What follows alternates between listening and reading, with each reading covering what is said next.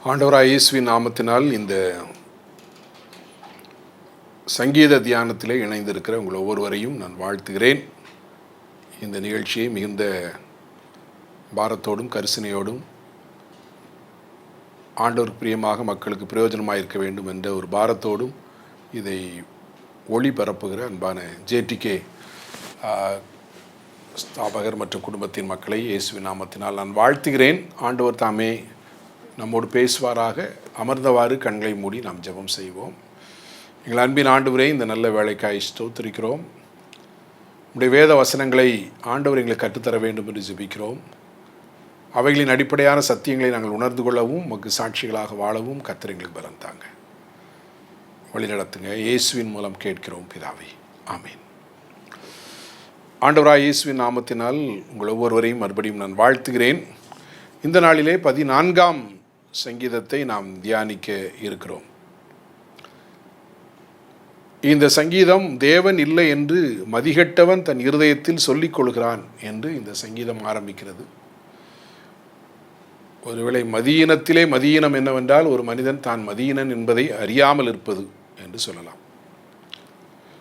1 கொரிந்தியர் 8ஆம் அதிகாரம் 2வது வசனத்திலே பரிசுத்த பவுல் சொல்கிறார், ஒருவன் தான் ஏதேனும் ஒன்றை அறிந்தவன் என்று எண்ணினால் அவன் அறிய வேண்டிய பிரகாரம் எதையுமே அறிந்திருக்கவில்லை என்று சொல்லி எழுதியிருக்கிறார். அன்பானவர்களே, ஆகவே நாம் அறிந்த காரியங்கள் மிக குறைவானது.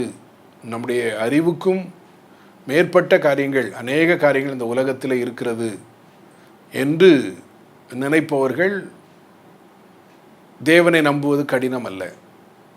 ஆகவே எனக்கு அனைத்தும் தெரியும், நான் பார்ப்பதும் தொடுவதும் நான் உணர்வதும் தான் சரி என்று நினைப்பவர்களுக்கு ஏராளமான சந்தேகங்கள் எழும்புகிறது.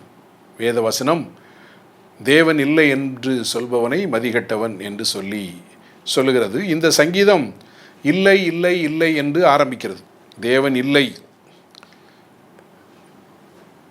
என்று மதிகேடன் சொல்லுகிறான் என்று சொல்லி ஆரம்பிக்கிறது. அதன் பிறகு அதிலே நன்மை செய்கிறவன் இல்லை, தேவனை தேடுகிறவன் இல்லை, ஒருவனாகிலும் இல்லை என்று சொல்லி இல்லை இல்லை இல்லை என்று ஆரம்பித்து அதன் பிறகு அது இருக்கிறது என்று சொல்லி நிறைவடைவதை நாம் பார்க்கலாம். அங்கே தேவன் நீதிமானுடைய சந்ததியோடு இருக்கிறார், சிறுமைப்பட்டவர்கள் கர்த்தர் அடைக்கலமாய் இருக்கிறார், சியோன் மலையில் இருக்கிற அவரிடத்திலிருந்து ரட்சிப்பு வரும் என்று சொல்லி இவைகள் நிறைவடைகிறது. ஆகவே தேவனை தேடுகிறவன் இல்லை, நன்மை செய்கிறவன் இல்லை, உணர்வுள்ளவன் இல்லை, அறிவுள்ளவன் இல்லை, அவர்கள் தேவனை தொழுது கொள்கிறதில்லை என்றெல்லாம் ஆரம்பித்து எல்லாம் இருக்கிறார் இருக்கிறார் இருக்கிறார் என்று இந்த சங்கீதம் நிறைவடைவதை நாம் பார்க்கிறோம். இந்த சங்கீதமும் 14ஆம் சங்கீதமும் 53ஆம் சங்கீதமும் ஏறக்குறைய அநேக காரியங்கள் ஒன்று போல் இருப்பதை நாம் பார்க்கலாம். ஒரு முக்கியமான வித்தியாசத்தை 2 சங்கீதங்களை நாம் வாசிக்கும் போது அறிந்து கொள்கிறோம். அது என்னவென்றால் 14ஆம் சங்கீதத்திலே கர்த்தர் கர்த்தர் என்று சொல்லி யெகோவா என்ற வார்த்தை பயன்படுத்தப்பட்டிருக்கிறது. பொதுவாக நம்முடைய பவர் டிரான்ஸ்லேஷனில், ஹென்றி பவர் டிரான்ஸ்லேஷனில் கர்த்தர் அப்படின்னு சொன்னதெல்லாம் எபிரேய வேதாகமத்திலே யெகோவா என்று இருக்கிறது. ஆகவே இந்த சங்கீதம் யெகோவா யெகோவா அல்லது கர்த்தர் கர்த்தர் கர்த்தர் என்று சொல்லி 14ஆம் சங்கீதத்திலே சொல்லப்பட்டிருக்கிறது. இதிலே கர்த்தர் என்ற வார்த்தைகள் எல்லாம் 53ஆம் சங்கீதத்திலே தேவன் தேவன் என்று சொல்லி அது மாற்றப்பட்டிருக்கிறதை நாம் பார்க்கலாம். அன்பானவர்களே, ஆகவே இந்த சங்கீதம் யெகோவாவை மையமாக வைத்தும், அது தேவன் என்பது எலோஹீமை மையமாக வைத்தும் இந்த சங்கீதங்கள் அந்த 53ஆம் சங்கீதம் பாடப்பட்டிருக்கிறதை நாம் பார்க்கலாம். இப்பொழுது நாம் இந்த சங்கீதத்தை மதியீனனும் அவன் மனதும் என்று சொல்லி நாம் 1வது வசனத்தை நாம் தியானிக்க இருக்கிறோம். ஒரு ஞானம் இல்லாத ஒரு மனிதன் மதியீனன் அல்லது மதிகெட்டவன் என்று சொல்லி இந்த சங்கீதம் எதை உணர்த்துகிறது என்று சொல்லி நாம் கவனிப்போம். மதிகெட்டவன் என்பதற்கு நாபால் என்ற ஒரு எபிரேய வார்த்தை நமக்கு கொடுக்கப்பட்டிருக்கிறது. இதே பெயரிலே உள்ள ஒரு மனிதன், அவனை குறித்து 1 சாமுவேல் 25ஆம் அதிகாரம் 3வது வசனத்திலே நாம் பார்க்கிறோம். நாபால் என்ற ஒரு மனிதன், அவனுடைய மனைவி அபிகாயில் என்ற ஒரு மனைவி.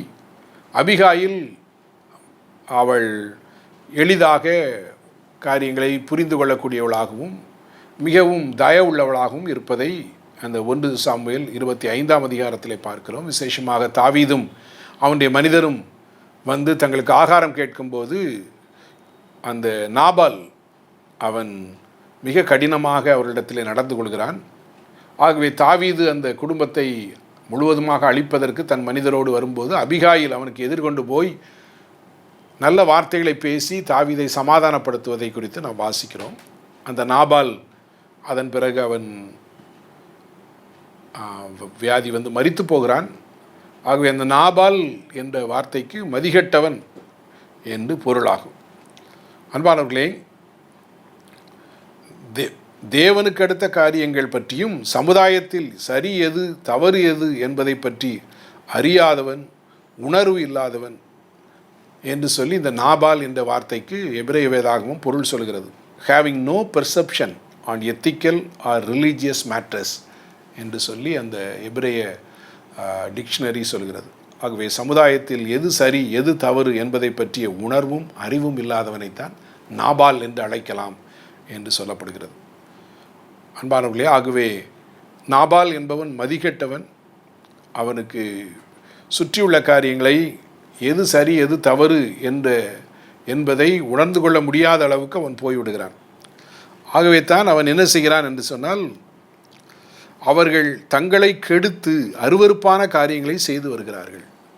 அவை கடவுள் இல்லை என்று சொல்பவனுக்கு கட்டுப்பாடு இல்லை. அவனுக்கு மேலிருந்து அவனை கண்காணிக்க ஒருவரும் இல்லை. அவன் எது வேண்டுமானாலும் செய்யலாம். ஆகவே அவன் என்ன செய்கிறான் என்றால், தன்னை கெடுக்கிறான், அருவருப்பான காரியங்களை அவன் செய்கிறான் என்று சொல்லி வேதம் நமக்கு சொல்கிறது. இப்படிப்பட்ட ஒரு மனிதனை மதிகெட்டவன் என்று சொல்லி வேத புத்தகம் நமக்கு சொல்கிறது. நீதிமொழிகளின் புத்தகத்திலே ஞானி ஒரு மதிகெட்ட ஒரு இளைஞனை பற்றி அவர் எழுதுகிறதை நாம் பார்க்கிறோம். நீதிமொழிகள் 7வது அதிகாரத்திலே ஞானி எழுதும்போது இவ்வாறு அவர் எழுதுகிறார்.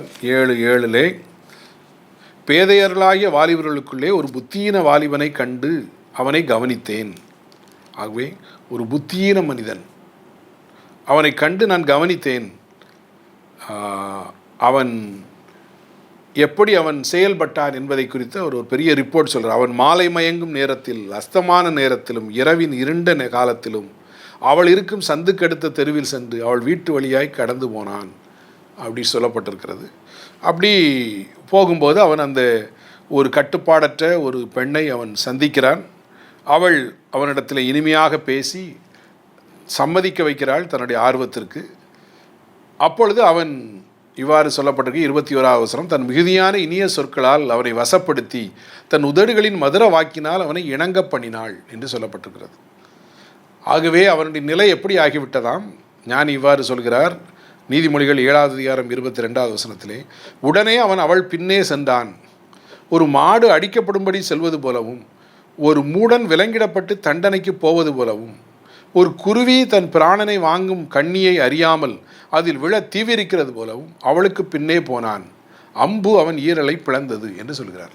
ஆகவே ஒரு மாடு அது அடிக்கப்படுவதற்காக கசாப்பு கடைக்கு கொண்டு போகப்படுகிறது. அதற்கு தெரியாது தான் எதற்காக பயணித்து செல்கிறேன், தான் எதற்காக ஒரு வண்டியில் ஏற்றப்பட்டு நடக்கிறதெல்லாம் ரொம்ப ஈஸியாக போச்சு, போகிறேன்னு சொல்லி அந்த மாட்டுக்கு தெரியாது. அது கொல்லப்படுவதற்காக கொண்டு போகப்படுகிறது என்பது அந்த மாட்டுக்கு தெரியாது. அதே போல் ஆகாரத்தை பார்க்கிறது. வலை வீசி ஒருவன் ஆகாரம் போட்டிருக்கிறான். குருவி அந்த ஆகாரத்தை பார்க்கிறது. பார்த்த உடனே குருவி ஆகாரத்தை தான் பார்க்கிறது, அதற்கு பின்னால் உள்ள கண்ணியை அது அறியவில்லை. அதே போல் மதிகெட்ட மனிதன், புத்தீனமான மனிதன், அவன் தன்னுடைய இஷ்டப்படி அவன் செல்கிறான். அவன் தன்னை கவனிப்பதற்கு, தன்னை கட்டுப்படுத்துவதற்கு யாரும் இல்லை என்ற உணர்வு அவனுக்கு இருக்கிறபடினால் அவன் தன்னையே கெடுத்து கொள்கிறான் என்று சொல்லி அவன் தன்னைத்தான் கெடுத்து, அவர்கள் தங்களை கெடுத்து அருவருப்பான கிரியைகளை செய்து வருகிறார்கள். ஆகவே அதை செய்கிறோம் என்ற உணர்வும் அவர்களுக்கு இல்லை என்பதுதான் இந்த பகுதியினுடைய ஒரு ஆழமான புரிந்து கொள்ளுதல். நாம் லூக்கா எழுதின சுவிசேஷம் 12ஆம் அதிகாரத்திலே ஆண்டவராக இயேசு கிறிஸ்து சொன்ன ஓமையிலே ஒரு மனிதனை அவர் மதிகெட்டவன் என்று அழைக்கிறார். அங்கே ஒரு மனிதன், அவன் நன்றாக வேலை செய்தான், ஏராளமாக அறுவடை அவனுக்கு கிடைத்தது. அந்த நேரத்திலே அவன் தனக்கு அறுவடை தந்த ஆண்டவரையோ தனக்கு வேலை செய்வதற்கு பலன் தந்த கர்த்தரையோ அவன் யோசிக்கவில்லை. அவன் யோசித்தான். அவன் என்ன யோசித்தான்? ஆத்துமாவே, உனக்காக அநேக வருஷங்களுக்கு அநேகம் பொருள் சேர்த்து வைக்கப்பட்டிருக்கிறது, நீ இளைப்பாரி புசித்து குடித்து பூரிப்பாயிரு என்று என் ஆத்மாவோட சொல்லுவேன் என்று தனக்குள்ளே சிந்தனை பண்ணினானாம். அப்பொழுது ஆண்டவர் அவனை நோக்கி, மதிகேடனே, உன் ஆத்மா உன்னிடத்திலிருந்து இந்த ராத்திரியில் எடுத்துக்கொள்ளப்படும், அப்பொழுது நீ சேகரித்தவைகள் என்னவாகும்? ஆகவே தேவன் இல்லாமல் திட்டம் பண்ணும் ஒரு மனிதன், தனக்கு இந்த நிலைக்கு வருவதற்கு ஆண்டவர்தான் உதவி செய்தார் என்று நினையாமல், தன்னுடைய உழைப்பாலே தன்னுடைய முயற்சியாலே தான் இவைகள் எல்லாம் நடந்திருக்கிறது என்று சொல்லி தன்னையே மையமாக வைத்து வாழும் ஒரு மனிதனை வேதம் மதிகெட்டவன் என்று சொல்கிறது. ஆகவே அன்பானவர்களே, சிலர் தேவன் இல்லை என்று வெளிப்படையாய் தங்களுடைய உதடுகளில் சொல்கிறார்கள், தங்கள் இஷ்டம் போல நடக்கிறார்கள். ஆனால் சிலர் உதட்டளவிலே கடவுள் இருக்கிறார் என்று சொல்கிறார்கள். ஆனால் அவர்கள் நடத்தைகளை பார்க்கும்போது அவர்கள் கடவுள் இல்லாதது போல நடந்து கொள்கிறார்கள், தங்கள் இஷ்டப்படியெல்லாம் நடக்கிறார்கள். வேதம் அவர்களை புத்தியினர் என்றும் மதிகெட்டவர்கள் என்றும் சொல்கிறது. அது மாத்திரமல்ல, கர்த்தரை மையமாக கொண்ட வாழ்வு வாழாமல் தங்களையே மையமாக கொண்டு வாழுகிற மக்கள், இவர்களையும் வேத புத்தகம் மதிகெட்டவர்கள் என்று சொல்கிறது. ஆகவே இந்த முதலாவது வசனத்திலே இவ்வாறு நாம் சொல்லலாம். இந்த முதலாவது வசனம் நமக்கு என்ன சொல்கிறது என்று சொன்னால், மனிதன் மதிகெட்டவனை பற்றி இந்த சங்கீதம் நமக்கு, சங்கீதத்தின் முதல் வசனம், மதியினனும் அவன் மனதும் என்று நாம் யோசிக்கலாம். அவன் மனதிலே கடவுள் இல்லை என்ற ஒரு உணர்வு இருப்பதினால் அவனுடைய செயல்கள் எல்லாம் அது அவன் தன் இஷ்டப்படி செய்கிறான், தேவன் இல்லாமல் திட்டமிடுகிறான், தேவன் தனக்கு உதவி செய்தார் என்பதை அவன் மறந்து போய்விட்டான். அதே போல எந்த கட்டுப்பாடு இல்லாத ஒரு வாழ்க்கை வாழ்கிறான். ஏனென்றால் தன்னை கவனிப்பதற்கும் தன்னை நியாயந்தீர்ப்பதற்கும் ஒரு கடவுள் இருக்கிறார் என்பதையே அவன் மறந்து போய்விடுகிறான். ஆகவே மதியினனும் அவன் மனதும் எப்படி இருக்கிறது என்று முதல் வசனம் நமக்கு சொல்கிறது. 2, 3 வசனங்கள் என்ன சொல்கிறது என்றால், மதியினனும் தேவனும் எப்படி என்று சொல்லப்படுகிறது. 2, 3 வசனம், தேவனை தேடுகிற உணர்வுள்ளவன் உண்டோ என்று பார்க்க பரலோகத்திலிருந்து மனுப்புத்திரரை கண்ணோக்கினார். ஆண்டவர் தேவனை தேடுகிறவன் யாராவது இருக்கிறானா என்று சொல்லி அவர் பார்க்கிறார். உண்மையாய் தன்னை தேடுகிறவன் உண்டோ என்று சொல்லி எல்லாரும் வழி விலகி ஏகமாய் கெட்டு போனார்கள், நன்மை செய்கிறவன் இல்லை, ஒருவனாகினும் இல்லை. ஆகவே மதியினனும் தேவனும் என்று சொல்லி நாம் பார்க்கலாம். ஆகவே ஆண்டவர் தேவாதி தேவன் தம்மை தேடுகிறவன் உண்டோ என்று அவர் தேடுகிறாராம். அன்பானவர்களே, அன்பான ஒரு ஆண்டவர், நம்மை நேசிக்கும் ஒரு ஆண்டவர், நாம் அவரோடு பேச வேண்டும் என்று விரும்புகிற ஒரு ஆண்டவர். அவர் ஏதேனிலே பகலின் குளிர்ச்சியான வேளையிலே மனிதனோடு உறவாட வேண்டும் என்று சொல்லி அவர் வருகிறார். வரும்போது பாவம் செய்துவிட்ட ஆதாமும் ஏவாளும் ஒழித்துக் கொள்கிறார்கள். ஆண்டவர் தேடுகிறார். ஆதாமே, நீ எங்கே இருக்கிறாய் என்று தேடுகிறார். தினந்தோறும் நம்மை ஆண்டவர் தேடுகிறார். காலை வேளையிலே அவருடைய சமூகத்திலே வந்து நாம் நிற்போமா என்று அவர் நம்மை தேடுகிறார். நம்மை தேடுகிற ஒரு தேவன் நமக்கு இருக்கிறார். ஆகவே தான் நாம் புதிய ஏற்பாட்டிலே லூக்கா எழுதின சுவிசேஷம் 15ஆம் அதிகாரத்திலே ஒரு மெய்ப்பனை பற்றி பார்க்கிறோம். அந்த மெய்ப்பன் தேடுகிறான். 100 ஆடிலே 1 காணாமல் போன உடனே அவன் தேடினான். அந்த பெண் 10 வெள்ளிக்காசிலே 1 காணாமல் போன உடனே தேடினாள் அவள். தேடும் ஒரு தேவன் பற்றி நாம் பழைய ஏற்பாட்டிலும் புதிய ஏற்பாட்டிலும் நாம் பார்க்கிறோம். அன்பான கடவுளுடைய பிள்ளைகளே, ஆகவே நன்மை செய்கிறவன் இருக்கிறானா என்று சொல்லி தேடும் ஒரு அற்புதமான ஒரு ஆண்டவர் நம்மையும் அவருடைய பிரசன்னத்திலே தேடுகிறார். நாம் நன்மை செய்வோமா என்று அவர் தேடுகிறார், கனி கொடுப்போமா என்று தேடுகிறார். நாம் லூக்கா சுவிசேஷத்திலே பார்க்கிறோம், ஒரு திராட்சை தோட்டத்திலே அத்திமரத்தை நட்டு வைத்த அந்த எஜமான் அவர் ஒவ்வொரு வருடமும் தேடுகிறார். அது நல்ல கனிகளை கொடுக்குமா என்று தேடுகிறார். அது கனி கொடாமல் இருக்கும் பட்சத்திலே அது ஏன் இந்த இடத்தை அது வேஸ்ட் பண்ணுகிறது, அதை வெட்டி போடலாம் என்று சொல்லி அவர் சொல்வதை பார்க்கிறோம். அதே போல் ஏசாயா 5ஆம் அதிகாரத்திலே அங்கே அந்த பாடலிலே அங்கே அந்த எஜமான் தேடுகிறார், நல்ல கனி கொடுக்கும் என்று ஆவலாய் காத்திருந்தாராம். ஆனால் அது கசப்பான கனிகளை கொடுத்ததாம். அவர் மிகுந்த கோபமடைந்து அந்த திராட்சை தோட்டத்தினுடைய வேலையெல்லாம் நான் எடுத்து போட்டு விடுவேன் என்று சொல்லி அவர் பேசுவதை பார்க்கிறோம். நம்முடைய ஆண்டவர் தேவாதி தேவன் தேடுகிறார். எதற்காக தேடுகிறார்? தன்னை தேடுகிறவன் ஒருவன் இருக்கிறானா என்று சொல்லி நம்முடைய தேவாதி தேவன் நம்மை தேடுவதை நாம் பார்க்கிறோம். நன்மை செய்வானா என்று சொல்லி தேடுவதை பார்க்கிறோம். தாங்கள் செய்கிற சிறிய நன்மைகளையும் பெரிதுபடுத்தி தம்பட்டம் அடித்து அதனால் சில நன்மைகளை அனுபவித்துக் கொள்ளலாம், அதனால் சில பலருடைய பாராட்டுகளை பெற்றுக்கொள்ளலாம் என்று சொல்லி இந்த உலகத்திலே மனிதர்கள் அலைவதை நாம் பார்த்திருக்கிறோம். ஆனால் தேவாதி தேவன் உண்மையாய் தம்மை தேடுகிறவன் உண்டோ என்று சொல்லி, நன்மை செய்கிறவன் உண்டோ என்று சொல்லி அவர் பார்க்கிறார். ஆகவே நன்மை செய்கிறவனை அவர் பாராட்டுகிறார். நம்முடைய தேவன் பாராட்டுகிறார். சரியான காரியங்களை செய்கிற ஒரு மனிதனை ஆண்டவர் பாராட்டுகிறார். நாம் வேத புத்தகத்திலே நாம் பார்க்கிறோம், அருமையான ஒரு பெண்மணி 300 பணத்திற்கு பொருத்தமான ஒரு வாசனை திரவியத்தை உடைத்து ஊற்றின போது பலர் விமர்சனம் செய்கிறார்கள், இந்த வீண் செலவு என்னத்திற்கு என்று சொல்லி. ஆனால் ஆண்டவர் சொன்னார், she has done a beautiful thing, அவள் மிக அழகான செயலை, நல்ல செயலை அவள் செய்து விட்டாள் என்று சொல்லி தேவாதி தேவன் அவளை பாராட்டுகிறதை நாம் பார்க்கிறோம். அன்பானவர்களே, நம்முடைய ஆண்டவர் தம்மை தேடுகிறவன் உண்டோ என்று ஆவலோடு தேடுகிறார். அதே போல அவர் நன்மை செய்கிறவன் இருக்கிறானா என்று சொல்லி அவர் தேடுகிறார். ஆனால் அவர் மனமுடைந்து போகிறாராம். ஏனென்றால் எல்லாரும் வழி விலகி ஏகமாய் கெட்டு போனார்கள் என்று சொல்லி, இழந்து போனதை தேடவும் ரட்சிக்கவுமே வந்திருக்கிற மனுஷகுமாரனாகிய ஆண்டவர் அன்று சகைவை தேடி சென்ற ஆண்டவர், சகைவினுடைய சுபாவத்தை மாற்றின ஒரு ஆண்டவர். அவர் நம்மையும் தேடுகிறார், நம்மை தேடுகிற அற்புதமான ஒரு ஆண்டவர். நாம் அவரை தேடுவோமா என்று ஆவலோடு எதிர்பார்க்கும் ஒரு அற்புதமான ஆண்டவர் நமக்கு இருக்கிறார்.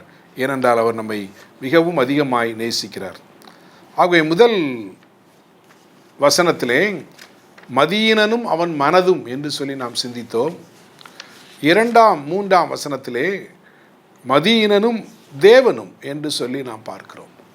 ஆகவே மதிகெட்டவன் தேவனை தேடுவதில்லை, அவன் தன்னை கெடுத்துக் கொள்கிறான், அவன் நன்மை செய்வதில்லை. ஆனால் நன்மை செய்து தேவனை தேடுகிற மனிதனை குறித்து ஆண்டவர் மகிழ்ச்சி அடைகிறார். அப்படிப்பட்ட ஒரு மனிதனுக்காக ஆண்டவர் தேடுகிறார். ஆனால் பல வேளைகளில் எல்லாரும் பாவம் செய்து ஏகமாய் கெட்டு போனோம் என்று சொல்லி வேதம் சொல்கிறது.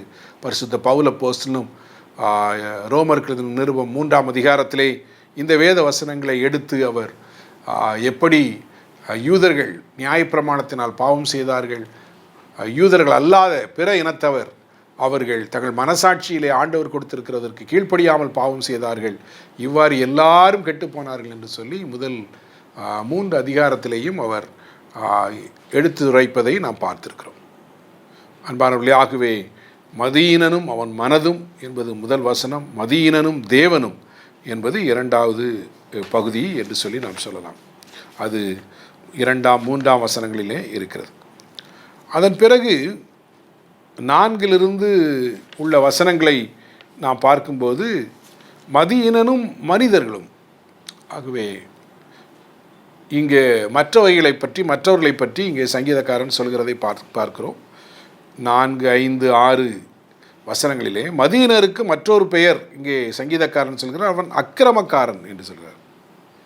அவர்கள் என்ன செய்கிறார்களாம்? மக்களை பட்சிக்கிறார்கள் என்றால் கொள்ளையிடுகிறார்கள். ஆகவே ஏனென்றால் ஆண்டவரை மையமாக இல்லாத ஒரு வாழ்வு, தன்னையே மையமாக கொண்ட ஒரு வாழ்வு தனக்கு எவ்வளவு கிடைக்கும்? அவர்கள் அக்கிரமக்காரர்கள் ஒருவனுக்கும் அறிவில்லையா?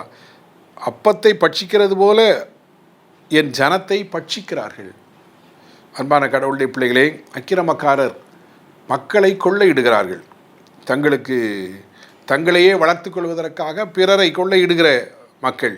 அவர்களுக்கு தேவனை பற்றிய உணர்வு இல்லை, தேவனை பற்றிய அறிவு இல்லை, அவர்கள் நன்மை செய்வதில்லை. ஆகவே அவர்கள் பட்சிக்கிறார்கள் என்று சொல்லி வேதம் நமக்கு சொல்கிறது. அவர்கள் என்ன செய்கிறது இல்லையாம்? தேவனை தொழுது கொள்கிறது இல்லையாம். அன்பானவர்களே, ஆண்டவர் நாம் அவரை தொழுது கொள்ள வேண்டும் என்று எதிர்பார்க்கிறார், அவரை ஆராதிக்க வேண்டும் என்று எதிர்பார்க்கிறார். பரிசுத்த அலங்காரத்துடன் அவரை தொழுது கொள்ளுங்கள் என்று சொல்லி வேதம் நமக்கு சொல்கிறது. ஆண்டவர் இஸ்ரவேல் மக்களை மீட்பதற்காக மோசேயை அனுப்பின போது அவர் போய் இவ்வாறு சொன்னார் என்று நாம் திரும்ப திரும்ப பார்க்கிறோம். யாத்ராகமத்திலே 3வது அதிகாரத்திலிருந்து கிட்டத்தட்ட 10வது அதிகாரம் வரை எனக்கு ஆராதனை செய்ய என் ஜனங்களை அனுப்பிவிடு என்று ஆண்டவர் சொல்வதை நாம் பார்க்கிறோம். ஆண்டவரை முதன்மைப்படுத்தி அவரை மையமாக கொண்ட வாழ்வு, அது மகிழ்ச்சியான ஒரு வாழ்வு, ஆசீர்வாதமான ஒரு வாழ்வு, தேவனுக்கு பிரியமான ஒரு வாழ்வு. ஆனால் அக்கிரமக்காரர்கள் தங்களையே மையமாக வைத்து வாழ்வதால் பிறரை பட்சித்து தங்களை வளர்த்து கொள்ள அவர்கள் விரும்புகிறார்கள். அவர்கள் கர்த்தரை தொழுது கொள்கிறதில்லை. ஏன் அவர்கள் அப்படி செய்கிறார்கள் என்றால், அவர்களுக்கு ஆண்டவரை பற்றிய நம்பிக்கை இல்லை, கர்த்தரை பற்றிய நம்பிக்கை இல்லை, கர்த்தருக்கு முதலிடம் கொடுப்பதில்லை. அவருடைய வாழ்வின் எந்த திட்டத்திலும் தேவன் இல்லை, எல்லாவற்றிலையும் அவர்கள்தான் முக்கியத்துவப்படுத்தப்படுகிறார்கள். ஆகவே அவர்கள் பிறரை பட்சிக்கும் குணாதிசயம் உடையவர்களாக இருக்கிறார்கள். அவர்கள் தேவனை தொழுது கொள்வதில்லை என்று சொல்லப்பட்டிருக்கிறது. இதற்கு எதிர்மறையாக நீதிமான்களை குறித்து சொல்லப்பட்டிருக்கிறது. தேவன் நீதிமான்களுடைய சந்ததியோடு இருக்கிறார் என்று சொல்லி அடுத்த வசனத்தின் 2வது பகுதி சொல்கிறது. 5வது வசனத்தின் 2வது பகுதி. 5வது வசனத்தின் முதல் பகுதி, அவர்கள் அங்கே மிகவும் பயந்தார்கள் என்று சொல்லப்பட்டிருக்கிறது. ஏன் பயந்தார்கள் என்பதை பற்றி நமக்கு தெரியவில்லை. ஆனால் 53ஆம் சங்கீதத்திலே அவர்கள் அங்கே பயந்தார்கள் என்பதற்கு முன்பு ஒரு சிறிய விளக்கம் கொடுக்கப்பட்டிருக்கிறது போல நாம் கவனிக்கலாம். இங்கே 53ஆம் சங்கீதம் 5வது வசனம் இப்படி சொல்கிறது, உனக்கு விரோதமாய் பாளையமிறங்கினுடைய எலும்புகளை தேவன் சிதற பண்ணினபடியினால் பயமில்லாத இடத்தில் அவர்கள் மிகவும் பயந்தார்கள் என்று சொல்லப்பட்டிருக்கிறது. ஆகவே 14ஆம் சங்கீதத்திலே அவர்கள் மிகவும் பயந்தார்கள் என்று தான் சொல்லப்பட்டிருக்கிறது. எதற்கு பயந்தார்கள் என்பதற்கு 53ஆம் சங்கீதம், நான் ஏற்கனவே சொன்னேன், 2 சங்கீதங்களும் ஏராளமான ஒற்றுமைகள் இருக்கிறது, ஏறக்குறைய ஒன்று போல இருக்கிறது. அந்த கடவுளுடைய பெயர் மாத்திரம் அங்கே கர்த்தர் என்றும் இங்கே தேவன் என்று சொல்லப்பட்டிருக்கிறது என்று நான் பார்த்தோம். இந்த சங்கீதத்திலே ஒரு சின்ன வித்தியாசம் என்னவென்று சொன்னால், அவர்கள் ஏன் பயந்தார்கள் என்றால், உனக்கு விரோதமாக பாளையமிறங்கினுடைய எலும்புகளை தேவன் சிதற பண்ணினபடியினால் பயமில்லாத இடத்திலே பயந்தார்கள் என்று சொல்லி இங்கே நாம் வாசிக்கிறோம். அன்பானவர்களே, ஆகவே நீதிமான் சிங்கத்தை போல தைரியமாயிருப்பான் என்று சொல்லி வேதம் சொல்கிறது. ஆகவே பயப்படாதே என்று சொல்லி வேதம் திரும்ப திரும்ப நமக்கு சொல்கிறது. 365 முறை சொல்கிறது என்றெல்லாம் சொல்கிறார்கள். ஆகவே உயிர்த்தெழுந்த கிறிஸ்து கூட பயப்படாதே என்ற வார்த்தையை பயன்படுத்தி இருக்கிறார். தேவன் பயப்படாதே என்பதை அடிக்கடி பயன்படுத்தியிருக்கிறதை நாம் பார்க்கிறோம்.